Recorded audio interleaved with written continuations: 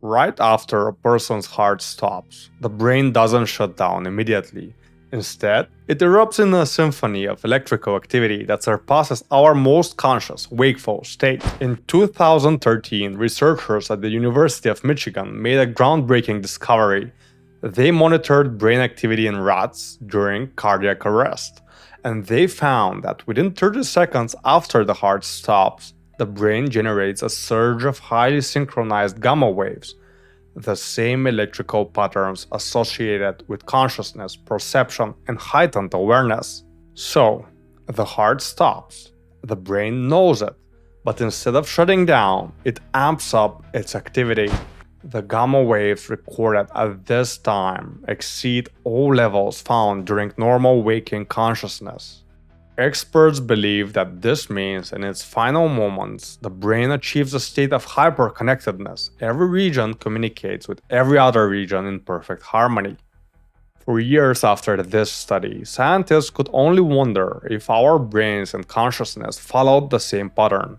Then, in 2022, a remarkable accident provided the first glimpse. Doctors were monitoring an 87-year-old patient's brain for seizures when he unexpectedly suffered a heart attack and died.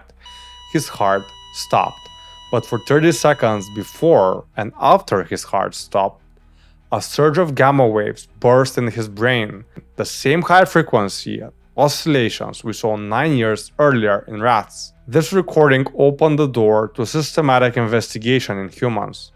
In 2023, the same team at the University of Michigan that had discovered the phenomena in rats now turned their attention to human patients. As doctors withdrew the life support of 4 comatose patients, they monitored brain activity. 2 of the 4 showed a remarkable surge of gamma waves. This wasn't random electrical noise. The activity occurred in the brain's hot zone, the junction between the temporal, parietal, and occipital lobes. These areas are associated with dreaming, visual hallucinations, and altered states of consciousness. Even more interesting, the gamma waves showed both local connectivity within these regions and global connections to the prefrontal areas. In simple terms, that means that after the hearts of these patients stopped, they saw something in their brains. Either a dream or a vision or perhaps something else, maybe an afterlife. Luckily, there is a way to find out how the brain processed whatever they saw. Unfortunately, nobody has ever come back from the dead to tell us exactly the full picture, but that doesn't mean we can't find out. Studying similar waves in the brain in living people might tell us more about what happens at the moment of death if we compare the waves. The first part of the frequencies of gamma waves in dying patients is almost identical to the brain waves in living patients that demonstrate high cognitive functions like memory retrieval, information processing, and conscious perception, just like those associated with memory flashbacks. This aligns remarkably with the testimonies of near-death experience survivors who report their lives flashing before their eyes. Several scientific studies have shown that memories from near-death experiences are not stored in the brain the same way fantasies are. Instead, our brains store them as episodic memories, suggesting they represent genuine experiences in a peculiar state of consciousness. Whatever happens to us and whatever we experience near death, our brains and our consciousness treat it as a real memory and not as a fantasy. French neuroscientists have uncovered another piece of the puzzle. After the initial surge of gamma and beta waves, neural circuits shut down and the brain enters electrical silence. But then comes what researchers call the wave of death. It's a massive, slow-moving electrical storm that spreads through the cortex. If the brain is rapidly reoxygenated at this time, death can be reversed by a wave of resuscitation, which heralds a slow recovery of brain functions. Death, it seems, is not just a moment, but a process, and that challenges our binary concept of living and dying.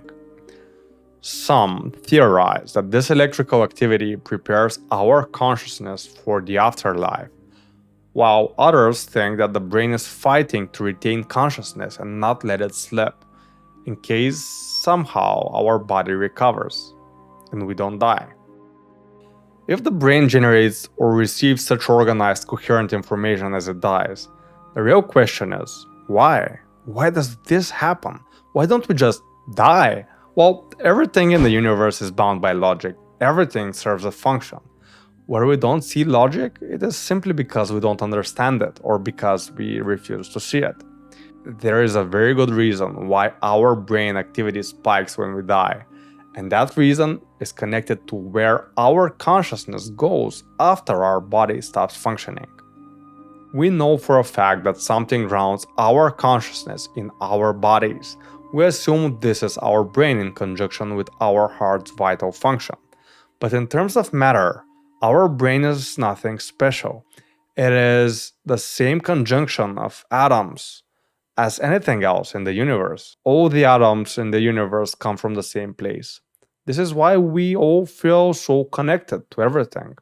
Consider that every particle in your body and brain once originated in the hearts of ancient stars.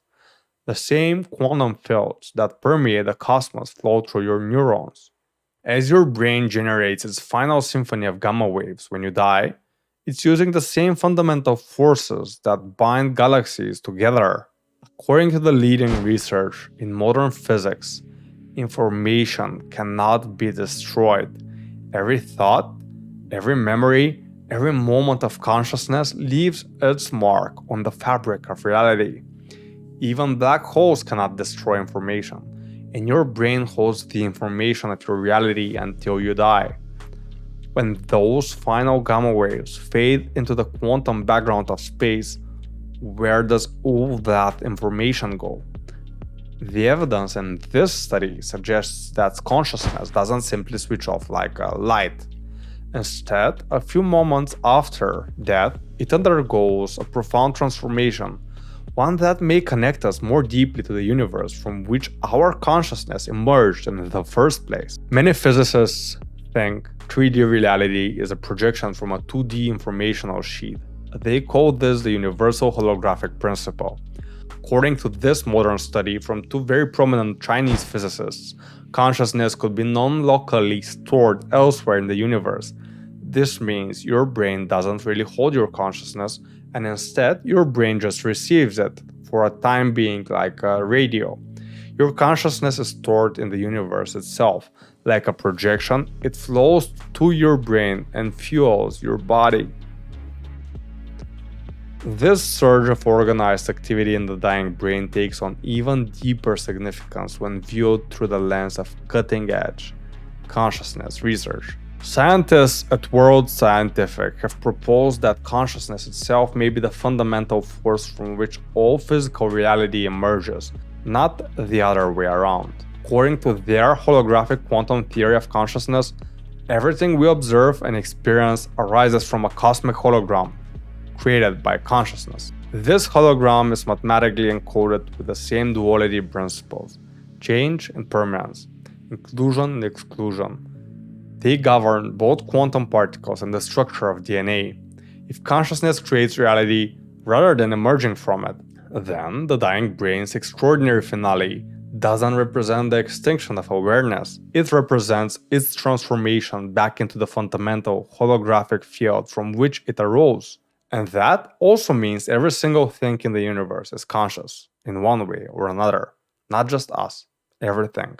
The theory predicts that when consciousness transcends duality, when it moves beyond the binary oppositions that define human thought, it can access states that defy currently observed natural laws.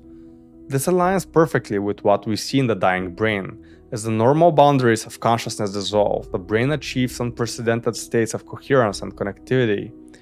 The information of a lifetime encoded in these final gamma oscillations rejoins the cosmic hologram from which every star, every particle, and every conscious being originally emerged. So in short, this gamma wave burst is the imprint of our brains uploading or projecting the information back to the universe. But do we have any proof of such a far-fetched theory? Scientific surveying of past lives. In the last 50 years of research, the OPS has collected over 2,500 cases of reincarnation. For the vast majority of these cases, the field notes have been coded on over 200 variables and put into a database.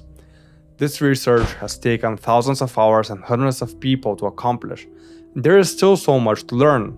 All of these 2,500 cases are children who vividly remember past life experiences and have been verified by over a dozen independent researchers.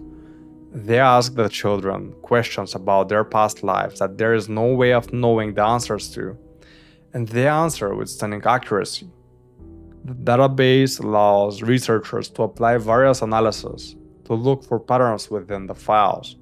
These patterns lead to insights such as 30% of the cases contain a birthmark and a birth defect.